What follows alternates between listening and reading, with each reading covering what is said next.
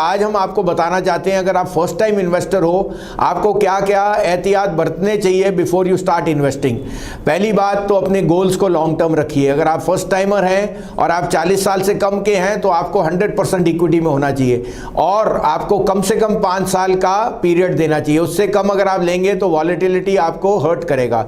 दूसरी बात, अंडरस्टैंड करिए कि आपका रिस्क टॉलरेंस क्या है, माने आप कितनी रिस्क ले सकते हैं। अगर आपकी रिस्क टेकिंग कैपेसिटी कम है तो फिक्स्ड इनकम या कोई डिवाइस्ड इंस्ट्रूमेंट में जा सकते हैं जहां रिटर्न्स अश्योर्ड हैं। इक्विटी में रिस्क रिवॉर्ड दोनों हाथ के साथ चलते हैं। रिस्क है in the short run, long run में रिवॉर्ड ही रिवॉर्ड है, लेकिन 5 साल का नजरिया रखना जरूरी है।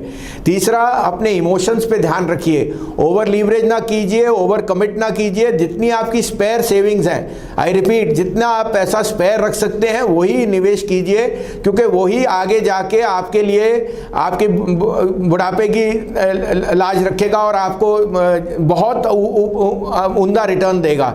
लेकिन शॉर्ट टर्म में वॉलेटिलिटी की वजह से वहां पेन आ सकती है।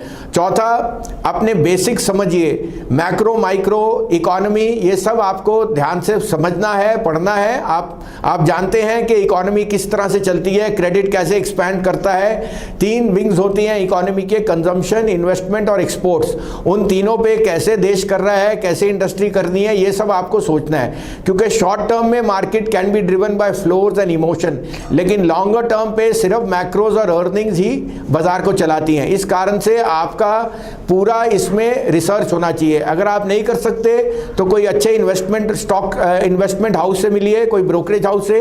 IIFL सिक्योरिटीज यहाँ सबसे लंबे पीरियड से है, we are in the top 3 broking houses, और हम यहाँ अपने 30 साल का तजुर्बा आपके साथ शेयर करना चाहते हैं। इस कारण से रिसर्च करना सबसे ज़रूरी है। चौथा, अपनी इन्वेस्टमेंट्स को डाइवर्सिफाई ज़रूर करिए। आपका ब्रोकर चाहे आपको सब कुछ ही बोले इक्विटी में या बॉन्ड में लगाएं, ना करिए। कुछ बॉन्ड में रखिए, कुछ इक्विटी में रखिए, कुछ रियल एस्टेट में और कुछ बुलियन माने गोल्ड और सिल्वर, क्योंकि ये चारों का मिक्स और मिश्रण ही आपको आगे जाके उन्नति देगा।